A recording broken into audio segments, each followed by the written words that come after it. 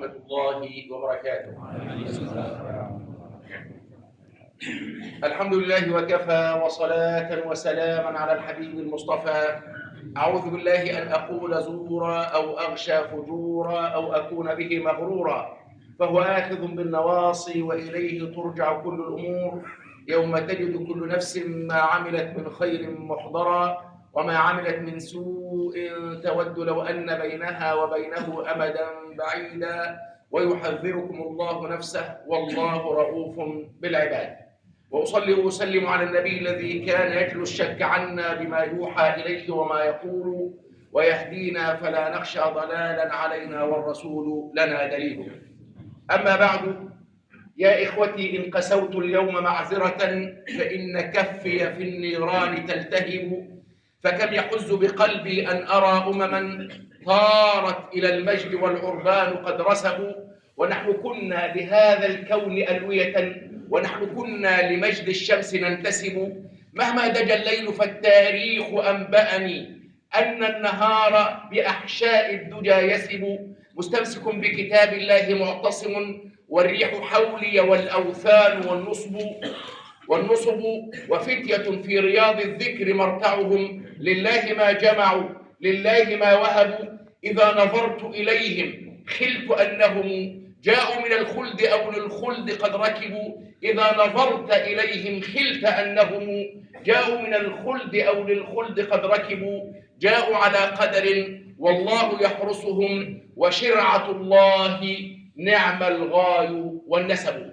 أتتني في سكون الليل أطياف لماضينا، وراحت تنثر الأشواق والذكرى أقانينا، أما كنا بجوف الليل رهبانا مصلينا، وفرسانا إذا ما قد دعا للموت داعينا، فمن للأمة الغرقى إذا كنا الغريقين، ومن للغاية الكبرى إذا ضمرت أمانينا، ومن للحق يجلوه إذا كلت أيادينا. أسائلكم ونفسي، هل أصاب القحط وادينا؟ وهل جفت ينابيع الهدى أم أجدبت فينا؟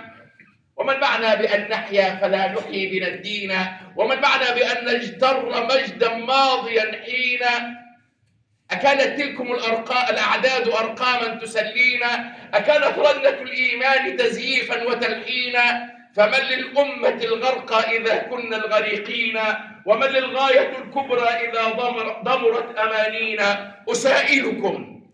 أسائلكم عسى يوما يواتينا، ونبرم فيه بالإقدام يرموكا وحطينا، فإن الكون مشتاق لكم شوقا محبينا، بنا يعلو منار الحق في الدنيا ويعلينا. أنتم الآن على موعد مع علمتني سورة يوسف، هذه السورة المكية التي نزلت في ظروف من أحلك الظروف وأسوأ الظروف. فالنبي صلى الله عليه وسلم محاصر في شعب أبي طالب. النبي صلى الله عليه وسلم الكفر كله جمع شمله ليبيد خضراء هذا الدين، ليوقف مده أو ليطفئ نوره، وأنى لهم يريدون ليطفئوا نور الله بأفواههم ويأبى الله إلا أن يتم نوره ولو كره الكافرون. سأقدم مقدمة مهمة ثم أركز على 10 دروس مهمة، تلك 10 كاملة. المقدمة وفيها رصدت حوالي 10 أسباب لاختيار اسم يوسف ومدى تساوق وتطابق الاسم مع الموضوعات، أذكر منها 4. السبب الأول أهمية الفترة التاريخية قديما وحديثا وفي كل وقت التي جاء فيها يوسف الصديق، حتى قال مؤمن آل ياسين منعشا للذاكرة التاريخية لفرعون وملئه، قال لهم: ولقد جاءكم يوسف من قبل بالبينات فما زلتم في شك مما جاءكم حتى إذا هلك قلتم لن يبعث الله من بعده رسولا كذلك يضل الله من هو مسرف مرتاب. وتوالت الرسل بعد يوسف تترى، موسى وعيسى نعم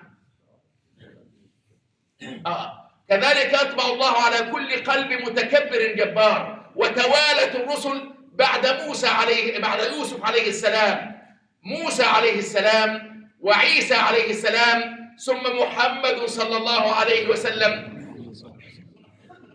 خاتمة الرسل، يبقى أهمية الفترة التاريخية. ثانيا أن يوسف كان وما يزال وسيبقى قدوة للنبي محمد صلى الله عليه وسلم وللأمة الإسلامية. لقد كان في قصصهم عبرة لأولي الألباب، وكلا نقص عليك من أنباء الرسل ما نثبت به فؤادك. وانظر ليوسف إذ عاداه إخوته فجرعوه من الإيذاء ألوانا، رأوه شمسا وهم في جنبه سرج، رأوا أباهم بهذا النور والهانا، فدبروها بظلماء مؤامرة ليبعدوا عنه وجها كان فتانا. رموه في الجب لم يرعوا طفولته، باعوه كالشاة لم يرعوا له شانا. فإن يكن نسل يعقوب كذا فعلوا فلا تلم نسل فرعون وهامان.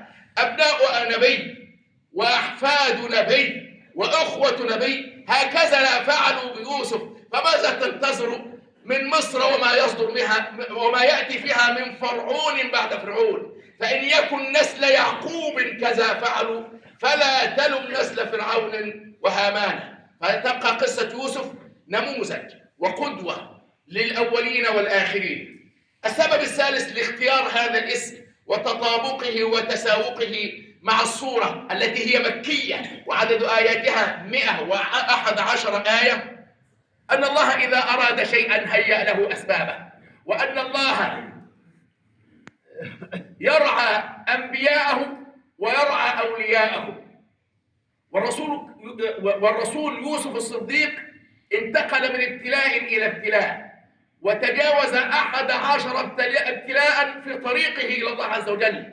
وهكذا يقال للرسول والسلة المؤمنة المستضعفة المحاصرة من الشرك وأهله، يقال لهم إن الله مكن ليوسف وهو شخص مفرد. وكذلك مكنا ليوسف ولنعلمه من تأويل الأحاديث. وقد يسأل سائل كيف يمكن ليوسف وهو لسه وما زال يدخل القصر الآن منذ بضع دقائق؟ قال والله غالب على أمره ولكن أكثر الناس لا يعلمون. ثم بعدها بقليل ب10 ب15 ب20 سنة أيا كان الوقت قال وكذلك مكنا ليوسف يتبوأ في الأرض حيث يشاء. يبقى الرسالة الثالثة من اسم السورة وموضوعاتها أن الله إذا أراد شيئا هيأ له أسبابه، وأنه لا تمكين بلا ابتلاء، لا تمكين بلا ابتلاء. سئل الإمام الشافعي هل يمكن أولا للعبد أم يبتلى؟ للعبد أو للأمة سواء بسواء. قال لا تمكين بلا ابتلاء. اقرأوا إن شئتم والعصر إن الإنسان لفي خسر إلا الذين آمنوا وتواصوا بالحق عندما يتواصوا وعملوا الصالحات وتواصوا بالحق عندما يتواصون بالحق لن يتركهم شياطين الإنس والجن، سيبتلون. فبالتالي وتواصوا بالصبر. انظروا إلى وصية لقمان لابنه يا بني أقم الصلاة وأمر بالمعروف وانهى عن المنكر وستؤذى في ذات الله واصبر على ما أصابك إن ذلك من عزم الأمور. صبرا أخي في محنتي وعقيدتي، لا بد بعد الصبر من تمكين. ولنا بيوسف أسوة في صبره وقد ارتمى في السجن بضع سنين. هون عليك الأمر لا تعبأ به إلا الصعاب تهون بالتهوين. أمس مضى واليوم يسهل بالرضا وغد ببطن الغيب شبه جنيني. لا تيأسن من الزمان وأهله وتقل مقالة قانط وحزين. شاة أسمنها لذئب غادر يا ضيعة الإعداد والتسمين. فعليك بذر الحب لا قطف الجنى والله للساعين خير ضمين. ستسير فلك الحق تحمل جنده وستنتهي للشاطئ المكنون. سنعود للدنيا نطب جراحها سنعود للتكبير والتأذين. يا من أجبت دعاء نوح فانتصر وحملته في فلكك المشحون. يا من أحال النار حول خليله روحا وريحانا بقولك كوني. يا من أمرت الحوت يلفظ يونسا وحميته بشجيرة اليقطين. يا رب إنا مثله في كربة فارحم عبادا كلهم ذنوني. اللهم آمين. السبب الرابع لاختيار اسم السورة وتطابقه مع موضوعه أمر لم أجد أحدا من العلماء فتش عنه أو ذكره، وهو أن السورة من آية 1 لآية 3 ومن آية 101 ل 111 فيها رسائل موجهة للرسول ولأمته إلى يوم الدين. السورة ليست ليوسف عليه السلام، ولكنها نموذج لتربية الأمة، كيف تسير إلى الله عز وجل، كيف تستجلب رعاية الله عز وجل. رعاية الله أغنت عن مضاعفة من الدروع وعن عال من الأطم، وإذا العناية لاحظتك عيونها نم، فالمخاوف كلهن أمان. فأول السورة تقول: ألف لام را تلك آيات الكتاب المبين إنا أنزلناه قرآنا عربيا للأمة الإسلامية لعلكم تعقلون، نحن نقص عليك أحسن القصص بما أوحينا إليك هذا القرآن وإن كنت من قبله لمن الغافلين. ثم في الختام: ذلك من أنباء الغيب نوحيه إليك وما كنت لديهم إذ أجمعوا أمرهم وهم يمكرون وما أكثر الناس ولو حرصت بالمؤمنين وما تسألهم عليه من أجر إن هو إلا ذكر للعالمين إلى آخر الآية، إلى آخر السورة. بأنزل السبب الرابع أن هذه السورة للأمة الإسلامية، للرسول صلى الله عليه وسلم. قيل للنبي محمد بعد ذكر 18 نبي في سورة الأنعام: أولئك الذين هدى الله فبهداهم اقتدوا. انتهت المقدمة. اخترت لكم 10 دروس سريعة في سورة يوسف، وسورة يوسف لا أبالغ حين أقول فيها عشرات الآلاف من الدروس، وهذا فيض من غيظ، وهذا سطر من قمطر، وهذا شأن كلام الله عز وجل: قل لو كان البحر مدادا لكلمات ربي لنفد البحر قبل أن تنفد كلمات ربي ولو جئنا بمثله مددا. الدرس الأول في الآية الثالثة أو الثانية: إن هو مقصد من مقاصد القرآن، غاية من غاياته، هدف من أهدافه، سواء بسواء كما تقول إن هذا القرآن يهدي للتي هي أقوم، سواء بسواء كما تقول كتاب أنزلناه إليك لتخرج الناس من الظلمات إلى النور، حتى تعقل الأمور وتزنها بميزان ربانية على وزان القرآن والسنة. ماذا تقول الآية؟ إن أنزلناه قرآنا عربيا، ثم لام التعليل. لماذا؟ لعلكم تعقلون. نفس الآية مع تغيير بسيط: إنا جعلناه قرآنا عربيا لعلكم تعقلون. السؤال: هل في حد سمع هذه الغاية أو تغير هذه الغاية أو وزن الأمور بميزان الله عز وجل؟ المشايخ والعلماء لما يتكلموا عن العقل يتحسسوا. ليه؟ لأن في نفور من العقل نفرتهم مدرسة بغيضة بقيتة. يا جماعة، العقل له نور والوحي له نور، والعقل يستهدي بنور الوحي فيكون نور على نور. القرآن تحدث عن أولو الألباب 16 مرة، بداية من سورة البقرة ختاما بسورة الطلاق: فاتقوا الله يا أولي الألباب الذين آمنوا. من أولي الألباب الذين آمنوا؟ قد أنزل الله إليكم ذكرا رسولا ممازجة عجيبة بين الوحي والرسول، بين الرسالة والمنهج. فلا عجب أن تسمع أنه كان خلقه القرآن، فلا عجب أن تسمع أنه كان قرآنا يمشي على قدميه، فلا عجب أن تسمع أن المطلوب من المسلم: أنا مصحف يمشي وإسلام يرى، أنا نفخة علوية فوق الثرى، الكون لي ولخدمتي قد سخر، ولمن أنا للذي خلق الورى، أنا من جنود الله حزب محمدي، وبغير هدي محمد لا أهتدي، حاشاي أن أصغي لدعوة ملحدي، وأنا فتى القرآن وابن المسجد، أنا كوكب يهدي القوافل في السرى، وأنا الشهاب إذا رأيت المنكر، ما لي سوى نفس تعز على الشراء، قد بعتها لله والله اشترى. فلعلكم تعقلون 16 مرة أولو الألباب في القرآن. بعد 5 أقسام في سورة الفجر أن الفجر قادم للأمة مهما انتفخ أو انتفش الطغاة. هل في ذلك قسم لذي حجر؟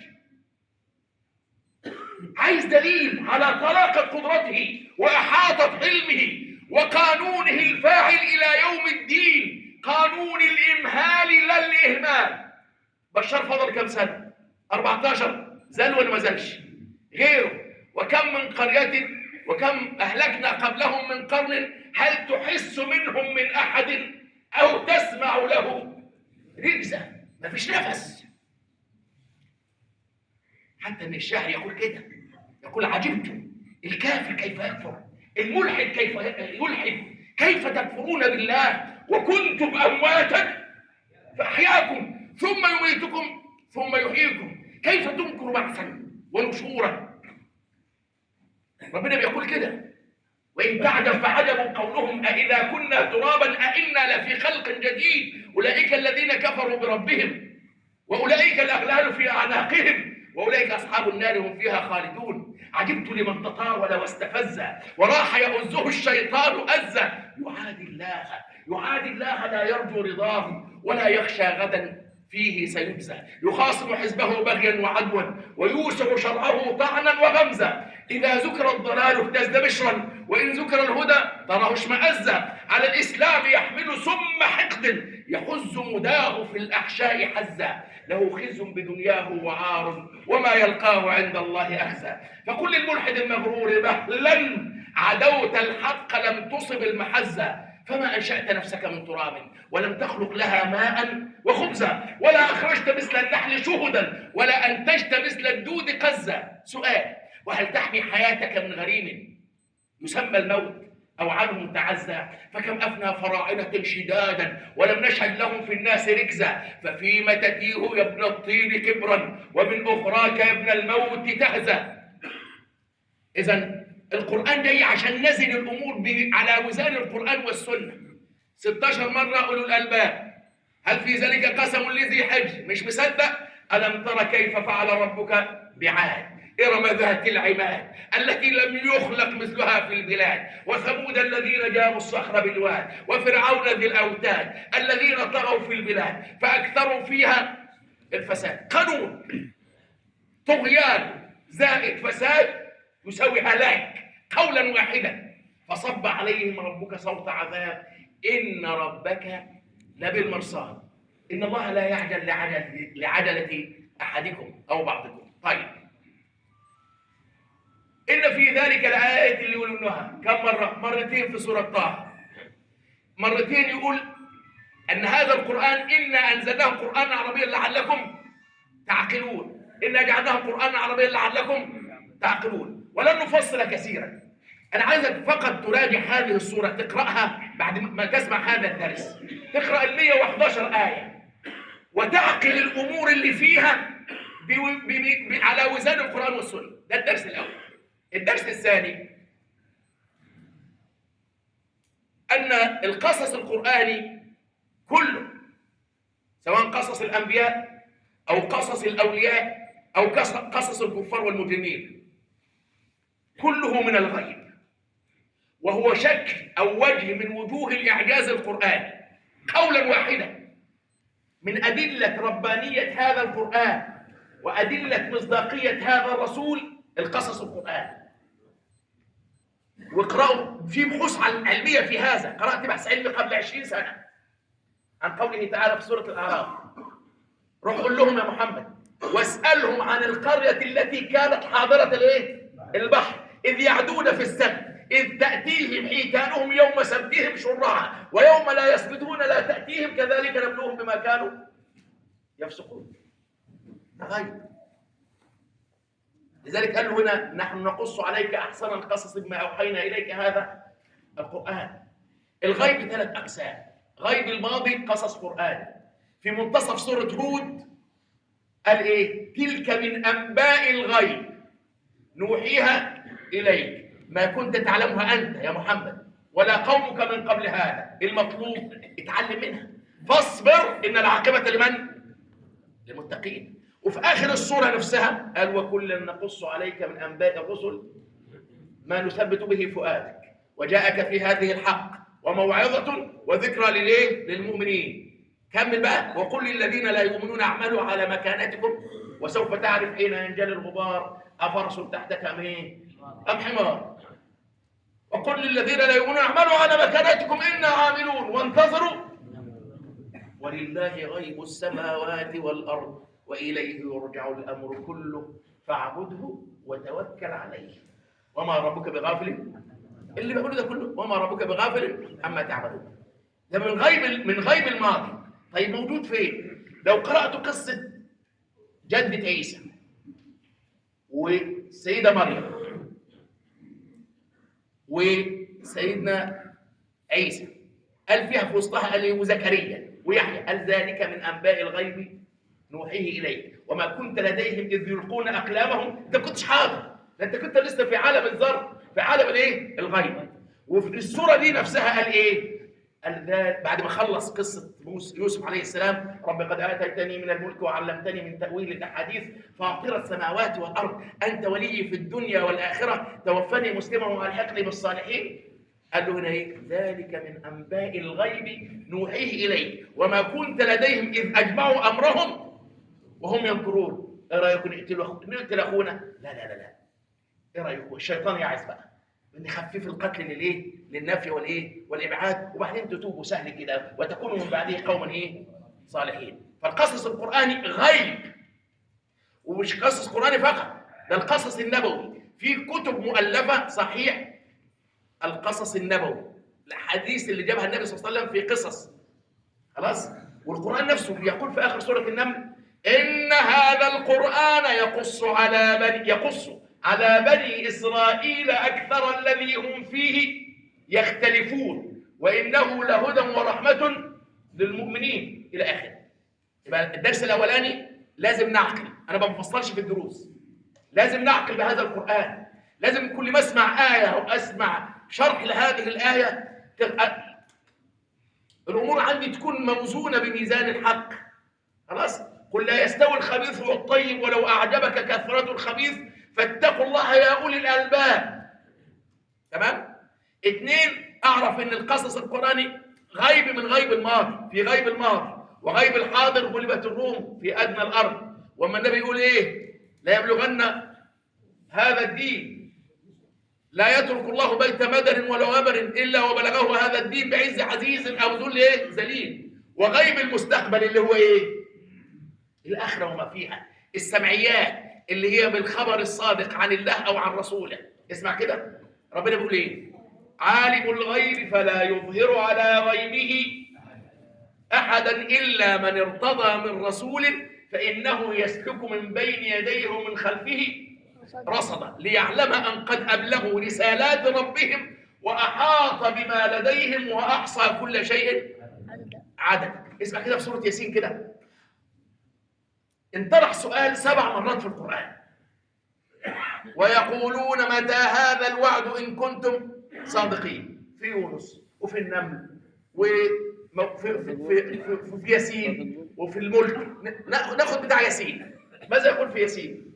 ويقولون متى هذا الوعد إن كنتم صادقين. بص يا سيدي، هي لحظة أو أقل من لحظة وهياخد الكفر على مناخيره ويموت. ما ينظرون إلا صيحة واحدة تأخذهم وهم يخصمون، فلا مش هيلحق بقى يوصل، فلا يستطيعون توصية ولا إلى أهلهم يرجعون. ونفخ في الصور فإذا هم من الأجداث إلى ربهم ينسلون قالوا يا ويلنا من بعثنا من مرقدنا هذا. شوف هو كان بيتكلم في الدنيا دلوقتي، انتقل به القرآن فين؟ في حقائق، في عالم الغيب، غيب الآخرة. طيب الدرس الثالث: خطورة دور الشيطان اللي احنا مقصرين في حقه. صراحة ما فيش حد بيتكلم عن خطورة دور الشيطان وازاي بيضل الناس ضلالا مبينا. انا بتكلم عن سورة يوسف على وجه التحديد. سورة يوسف آية 3 أو 4 قال إيه؟ لا تقصص رؤياك على إخوتك فيكيدوا لك كيدا. ليه؟ الشيطان اتلاقى مادة خامية يشغلها يصنع منها. قال إيه؟ إن الشيطان الإنسان عدو مبين. حصل ما حصل من على مدار 30 سنة تقريبا. وإيه اللي حصل؟ ورفع أبويه على العرش وخروا له سجدا وقال يا أبت هذا تأويل رؤياي من قبل قد جعلها ربي حقا وقد أحسن بي إذ أخرجني من السجن. من أدبه عليه السلام ما ذكرهمش بجرائمهم، ما قالش من بعد أن أخرجني من الجب، لا خلاص هو عفى عنه. وجاء بكم من البدو. ركز كده في الجملة الجاية: من بعد أن نزغ الشيطان بيني وبين إيه؟ نزغ الشيطان يعني الشيطان ما اشتغلش بكل قوته، هو الإنسان جاهز إنه يضل نفسه، فهو اداله المادة يشتغل. يعني شوف خطورة دور الشيطان يعمل إيه؟ خلى الإخوة يكيدوا لأخيهم وكادوا أن يقتلوه ونفوه وعملوا كل شيء فيه. خطورة دور الشيطان. لذلك قصة آدم 7 مرات في البقرة والأعراف وصاد والحج والإسراء والكهف. السبعة فين يا شباب؟ وين؟ وطه. بتقول لك شوف الشيطان عمل مع أبوك آدم إيه؟ إذا كنت هتقلد أبوك آدم في المعصية فقلده في التوبة. فتلقى آدم من ربه كلمات فتاب عليه إنه هو التواب الرحيم. تمام؟ طيب خطورة دور الشيطان موجود. الشيطان بيشتغل فردي وجماعي مع جروبات يعني. خلاص؟ ولقد صدق عليهم إبليس ظنه مع قوم سبأ. خلاص؟ وفي سورة الأنعام ولقد أرسلنا إلى من قبلك فأخذناهم بالبأساء والضراء لعلهم يتضرعون فلولا إذ جاءهم بأسنا تضرعوا ولكن قست قلوبهم وزين لهم الإيه؟ وفي سورة النمل الهدهد بيغير على دين ربنا عز وجل. وجدتها وقومها يسجدون للشمس من دون الله وزين لهم الشيطان إيه؟ أعمالهم. قالوا إن الشيطان له مع الإنسان 5 حاجات. الأول بيسعى لتكفيره، فإن اعتصم بدينه وإيمانه ما يسيبوش، لا يتركه. يسعى لتبديعه، إن يجعله يضيف في الدين ما ليس فيه أو ينقص من الدين ما هو فيه.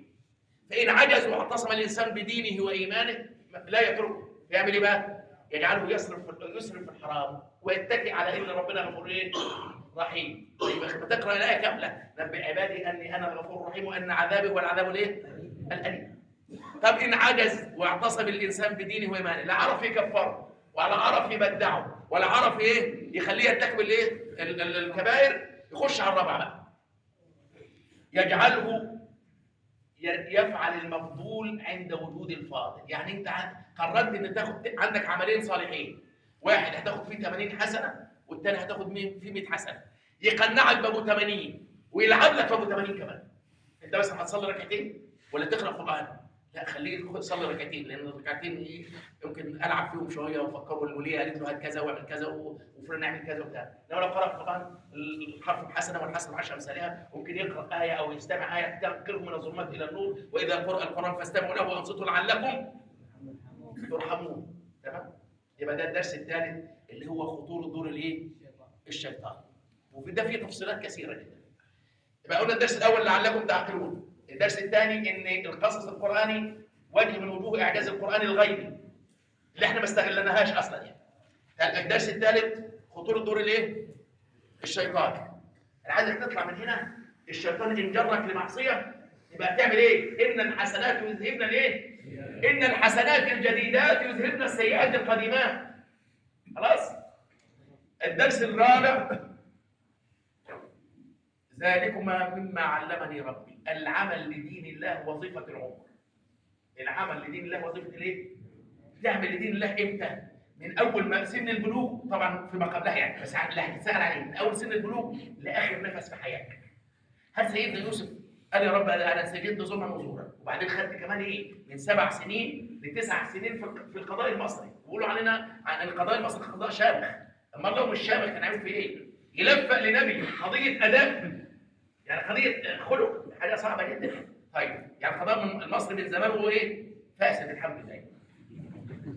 انا مش بحمد ربنا ان هو فاسد، يعني بقول لك ان احنا ده مقررات قرانيه. ف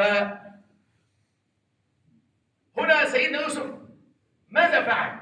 في وقت السراء يدعو الى الله، وفي وقت الضراء يدعو الى الله، لانه ممكن ان العمل لدين الله وظيفه الايه؟ العمر. قالوا له ايه؟ نبينا بتأويله إنا نراك من الايه؟ من المحسنين. يعني هو كان بيدعو ايه؟ بسلوكه قبل ايه؟ الأقوال. لأن حال رجل في رجل أفضل من قول 1000 رجل لرجل. ودرهم من المثال الصالح خير من قناطير الوعظ الجميل. لما تقولون ما لا تفعلون؟ قبيح أن تقول ولا تفعل، وأقبح منه أن تقول وأن تفعل عكس ما إيه؟ عكس ما تقول. وما أريد أن أخالفكم إلى ما أنهاكم عنه يا أيها الرجل المعلم غيره هلا لنفسك كان ذا التعليم تصف الدواء لذي استقام وذي الضنا كيما يصح به وأنت سقيم وأراك تصلح بالرشاد عقولنا وأنت من الرشاد عديم. خلاص يبقى هنا قال له إنا نراك من الإيه؟ من المحسنين. استغل الفرصة وماذا قال؟ قال ذلكما مما لا يأتيكما طعام ترزقانه إلا نبأتكما بتأويله قبل أن يأتيكما. عشان ذكائي، عشان فرستي، عشان فطنتي؟ لا، ذلكما مما علمني ربي. ليه بقى؟ قعد يدعيهم الأول قبل ما يخص لهم الإيه؟ الرؤية، لأن هم مقبلين عليه. محل الشاهد أن العمل لدين الله وظيفة العمر. وهذه العبارة انصافا من سنة 95 سمعت شريط كاسيت للشيخ عبد الوهاب الطريري، وهو الآن موجود في تركيا، من الدعاة المتواضعين. له شريط اسمه العمل لدين الله، فريضة العمل لدين الله. قال العمل لدين الله قريب الانتماء إليه، مجرد ما تنتسب لهذا الدين تدعو الله عز وجل. ما تعرف لمن تعلم. 2، العمل لدين الله وظيفة العمر. العمل لدين الله ليس حكرا على المشايخ ولا العلماء ولا المؤسسات العلمية. اعمل في حدود المتاح. يعني أنت سمعت حاجة وممكن بها تنقلها لغيرك. خلاص. ثم قال لا تحقرن من المعروف، وضرب مثال بالهدهد. الهدهد اللي هو فرد من مملكة تضم الإنس والجن والطير، وبجهده أسلمت أمة وانتقلت من الظلمات إلى النور. يبقى الدرس الرابع اللي هو العمل لدين الله وظيفة العمر. تاخذ مثال ثاني سيدنا نوح، قال رب إني دعوت قومي ليلا ونهارا فلم يزدهم دعائي إلا فرارا وإني كلما دعوتهم لتغفر لهم. وبعدين لبث فيهم 1000 سنة إلا 50 يعني 950 لا يكل ولا يكل. الدرس الخامس التعبد لله بالدعاء. التعبد لله بالدعاء. أنا زرعت القرآن من أول كلمة لآخر كلمة بفضل الله عز وجل عام 2018. وجدت في القرآن بالعدد تحديدا 500 دعاء. 500 دعاء. القرآن بدأ بدعاء وختم بدعاء. فالمعوذتين دعاء وتقسيم، والفاتحة نصفها ثناء ونصفها دعاء. البقرة فيها أكثر من 20 دعاء. سورة البقرة مختومة ب9 أدعية. بكم دعاء؟ حد خد باله من الجزئية دي؟ غفرانك ربنا وإليك المصير، لا يكلف الله نفسا إلا وسعها، لها ما كسبت وعليها ما اكتسبت. ربنا لا تؤاخذنا إن نسينا أو أخطأنا. ربنا ولا تحمل علينا إصرا كما حملته. ربنا ولا تحملنا ما لا طاقة لنا واعف عنا واغفر لنا وارحمنا أنت مولانا فانصرنا على القوم الكافرين. 10 أدعية. آل عمران مختومة ب8 أدعية. ربنا إننا سمعنا منادي ينادي للإيمان أن آمنوا بربكم فآمنا. ربنا فاغفر لنا ذنوبنا وكفر عنا وتوفنا ربنا وآتنا إلى آخره. أهمية الدعاء، حتى إنك لو تابعت كل نبي هتلاقي كل نبي له دعاء خاص لاختلاف الظرف. يعني سيدنا موسى مثلا عليه السلام ليه 5 أدعية في صفحة واحدة، سورة القصص، أو في صفحتين على اختلاف النسخ. الدعاء الأول رب إني ظلمت نفسي فاغفر لي، حصل فغفر له انه هو الغفور الرحيم. رب ما انعمت علي فلن اكون ظهيرا للمجرمين. رب نجني من القوم الظالمين. فسقى لهم ثم تولى الى الظل. فالتعبد لله بالدعاء. طيب يوسف تعبد الله كم مره بالدعاء؟ اللي موجود عندنا في السوره 4 مواضع تقريبا فيهم 9 أدعية في مواقف مختلفه. الدعاء الاول وغلقت الابواب وقالت هيت لك، قال معاذ الله انه ربي احسن واحنا قلنا قبل كده ان في فرق لما تكون عندك حريق في البيت فبتقول كلام مختصر، الحقوني احلوه كده. انما بقى مش هتبقى عندك حريق في البيت لو سمحتم ايها الناس مطلوب منكم ان تنقذوني، مفيش حد يقول كده، كلمه واحده. هو هنا في الموقف عصيب جدا، مش هيقول اعوذ بالله السميع العليم من الشيطان الرجيم، لا، معاذ الله، الجا الى الله باقصر عباره، اشد عباره اختصارا، معاذ الله انه ربي احسن الدعاء الثاني رب السجن احب الي ما يدعون. احنا مش هنشرح الادعيه ولا سياقاتها، اللي عايزه موال كبير يعني. طيب الدعاء الثالث تجنب الظلم، قال معاذ الله ان ناخذ الا من وجدنا متاعنا عنده. ان اذا فكرني بالحجاج، راح يقبض على واحد للجند بتوعه يعني، ما تلاقوهوش. جابوا ابن عمه، اخذوا ابن عمه يعني. قال له يا سيدي انت ظالمني، انا مش. قال له انت ما سمعتش الشاعر بيقول غيري جنى وانا المعذب وها هنا وكانني سبابه المتندمين؟ قال له لا ما سمعتش الشاعر، بس انا سمعت الله يقول غير ذلك. قال له ماذا سمعت عن الله يقول؟ قال سمعته يقول معاذ الله ان ناخذ الا من وجدنا متاعنا عنده الا الى الظالمون. قال له والله انت ذكي، اطلع بقى، طلعه. فاياك والظلم، فالظلم ايه؟ ظلمات. الدعاء الرابع التعبد لله بالدعاء. خلاص اتم الله عليه نعمته، جمع بينه وبين اهله بعد فرقه، وحدهم بعد شتان، ذهب الى ربه. رب قد اتيتني من الملك وعلمتني من تاويل الاحاديث. ويتوسل الى الله عز وجل هذا لانه اعطاه نعم وهو اجتهد في شكرها. وعلمتني من تاويل الحديث، مع ان انا بدات حياتي مش عارف تاويل الحديث. بسال ابويا بقول له اني رايت 11 كوكبا واكون انا النموذج الفرد في الكون اللي بدا في تاويل الاحاديث وينبني عليها اعمال واحل مشكله العالم كله. طيب فاطر السماوات والارض انت ولي في الدنيا والاخره. دعاء بحسن الخاتمه، اما نبي يدعو بحسن الخاتمه. وربنا قال كده واعبد ربك حتى ياتيك الايه؟ فلا تموتن الا وانتم يا بني ان الله اصطفى لكم الدين فلا تموتن الا وانتم مسلمون. حسن الخاتمه. لذلك في حديث صحيح، حديثين هذكرهم واختم هذا الدرس ده. الرسول يقول اعجز الناس من عجز عن الدعاء. الدعاء المسافه بينك وبين ربنا دعاء يا جماعه، دعاء.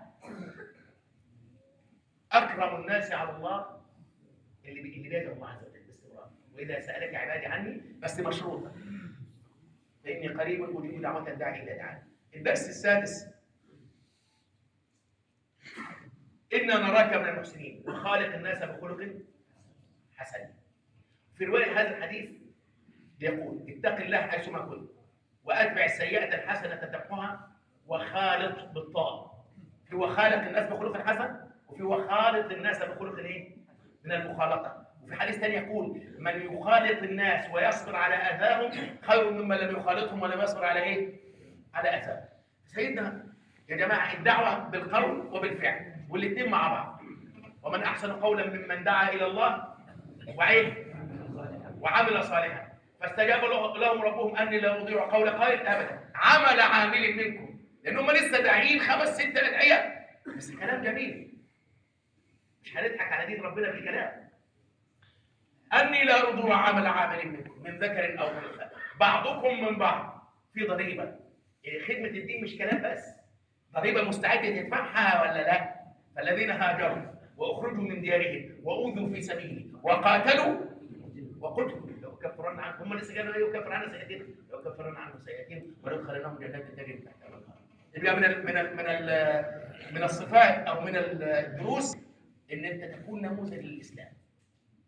والله قرات عباره للدكتور اصول العراقي الله يرحمه الدكتور عبد الكريم زيدان، له كتاب اسمه اصول الدعوه. ذكر في اوله ان النبي صلى الله عليه وسلم كان كالكتاب المفتوح يقرا الناس فيه اخلاق الاسلام. الصفحه الاولى الوفاء، الثانيه الامانه، الثالثه كده. واحد ثاني احد الدعاء قال ان حياه الانسان عباره عن صفحتين، صفحه فيها يفهم الاسلام وصفحه فيها يطبق الايه؟ افضل خدمه للاسلام ان نقدم له ايه؟ نموذج. يبقى ايه؟ انا نراك من المحسنين وخالق الناس بخلق الحسن. بس ليه تعليق هذا الحديث؟ هذا الحديث ثلاثي الابعاد. يعني ايه ثلاثي الابعاد؟ في اهم 3 زوايا في حياه الناس. علاقتك بربنا هو التقوى، اتق الله حيث ما كن. علاقتك بنفسك كن واقعي واتبع السيئه الحسنه ايه؟ تمحها. خلاص؟ يقول لك ايه؟ ليس عيبا اذا هبطنا لنعلو انما العيب في الهبوط الايه؟ التمادي. في بيتين ربنا يكرمنا كده ونفتكرهم. بيقول ايه الشاعر؟ يلا خلصنا 6. العلاقه الثالثه علاقتك بربنا التقوى، علاقتك بنفسك ان الحسنات تذهبن الايه؟ السيئات واتبع السيئات، علاقتك بالناس وخالق الناس بخلق الحسن. الدرس السابع، الدرس ده مهم جدا ومهم لان انا عشت في الغرب 10 سنين وعارف قيمة هذا الأمر. وحتى في البلاد الإسلامية الحرص على المواطنة خلاص وتغليب مصلحة الوطن ولو على حساب نفسك. سيدنا يوسف في بلد كله كافر من بابه إلى محرابه خلاص، ظلما بينا، ولبس في السجن بضع سنين. احتاجت له الدولة ليستنقذها ويستنقذ كل المنطقة. ماذا فعل؟ هل تمنع؟ لا، ده هو عرض، قال اجعلني على خزائن الأرض إني حفيظ عليم. مش عرض فقط واشتغل كده شغل، لا، اشتغل شغل بتخطيط رباني. هو الرؤية 14 سنة، هو قال 15، لأن في سنة هتبقى محورية في الانتقال من السبعة دول للسبعة دول. قال تزرعون 7 سنين دأبا فما حصدتم فذروه في سنبله إلا قليلا مما تأكلون ثم يأتي بعد ذلك 7 شداد يأكلن ما قدمتم لهن إلا قليلا مما تحصنون ثم يأتي من بعد ذلك عام فيه يغاث الناس وفيه يعصرون. مهم جدا إنك تغلب مصلحة الوطن. أنت ظلمت من سين أو صاد من الدولة، تخرب في الممتلكات العامة، تفسد؟ لا، تغليب مصلحة الوطن وتقديم الصالح العام على الصالح الخاص. ودي مهمة جدا، مهمة جدا، سواء كنت في دولة غير مسلمة أو في دولة مسلمة، بل تتأكد الأهمية إذا كنت في دولة غير مسلمة. أنتوا عارفين في الغرب بياخدوا علينا مآخذ إن إحنا بنكذب عشان ناخد مساعدات اجتماعية. وأذكر لكم قصة ذكرها أحد دعاة أصدقائي. قال في واحد تركي في ألمانيا بيركب 20 سنة مواصلات مجانا كده، أنت تركب أي باص وبتاع ما تدفعش وتركنك لضميرك كده. فهذا المسلم التركي اللي قاعد في ألمانيا هناك 3 مليون ولا 4 مليون تركيا، فأراد أن يحج بيت الله الحرام، فعرف أن الحج لا يكون إلا بمال حلال ويحسن علاقته بربنا. فراح لشركة الباصات ألمان، قال لهم والله أنا بقالي حوالي 20 سنة بركب مجانا وأنا رايح حج وعايز أتوب، أنا عايزكم تقدروا لي ال 20 سنة دول يعملوا قد إيه فلوس، كام يورو وادفعوا. قالوا أمر الحج بتتكلم جد؟ قال له بتكلم جد. قال والله يعملوا مثلا 5000 يورو. قال لهم خلاص رايح أجيبهم وجاي. راح جاب فلوس واداه لهم. ادوا له رجعوا له ال 5000 يورو أو المبلغ يعني، وأعطوا له كارت مدى الحياة لمصداقيته. فحكى لبعض الأطراف، فجي واحد رايح لهم بقى يكذب بقى تاني يوم، يقول لكم أنا بقالي حوالي 30 سنة بركب مجانا. قالوا أنت عايز إيه؟ أنا عايز أدفع الفلوس. قالوا يبقوا كام؟ قالوا 10000 يورو. قال لهم هروح أجيبهم. راح جابهم خدوهم منه.